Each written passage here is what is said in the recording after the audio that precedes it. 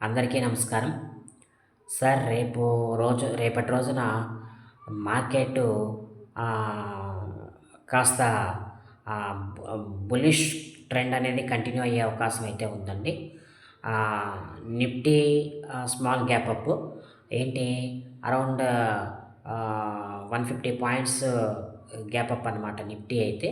Bank Nifty చూసుకున్నట్టయితే around 200 నుంచి 300 points gap అప్‌లో open అయ్యే అవకాశం అయితే ఉంది. సో, రేపటి రోజునంతా కూడా నిఫ్టీ, బ్యాంక్ నిఫ్టీలు సస్టైన్ అయ్యే అవకాశం అయితే ఉంది సార్. సో, కాబట్టి మీరందరూ కూడా సాధ్యమైనంత వరకు పుట్స్ అవాయిడ్ చేయండి రేపటి రోజున. పుట్స్ అవాయిడ్ చేసి కాల్స్ తీసుకోండి. ఏ కాల్స్ తీసుకున్నా సరే ఈవెన్ ఆహ్, నిఫ్టీలో అయితే ఒక 10 పాయింట్లు గానీ, 20 పాయింట్లు గానీ పెట్టుకోండి సరిపోతుంది. పెట్టుకున్నారంటే మీకు ఖచ్చితమైన లాభాలు రావడం తప్పనిసరి. తప్పనిసరిగా ఖచ్చితమైన లాభాలొస్తాయి మీకు. అదేవిధంగా బ్యాంక్ నిఫ్టీలో దయచేసి రూ. 5కి, రూ. 10కి ట్రేడింగ్ చేయొద్దు.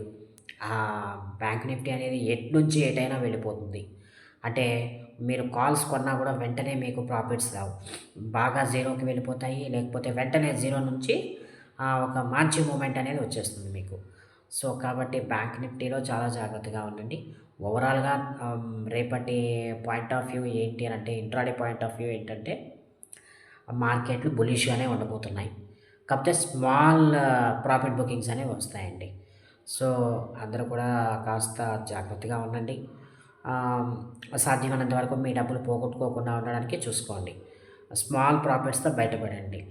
ఆహ్, ఇవే స్మాల్ ప్రాఫిట్స్ ఒక 1 ఇయర్ వచ్చాయనుకోండి, మీకు మీ క్యాపిటల్ అనేది డబుల్ అయిపోయే అవకాశం అయితే ఉంది గనుక, దయచేసి స్మాల్ ప్రాఫిట్స్‌తో బయటికి రండి. హ్యాపీగా ఉండండి. హ్యాపీగా ట్రేడ్ చేసుకోండి. హెల్తీగా ఉండండి. క్రియేట్ చేసుకోండి. వెల్త్ జనరేట్ చేసుకోండి. So, thank you very much అండి. All the best for tomorrow trading session. Thank you very much అండి.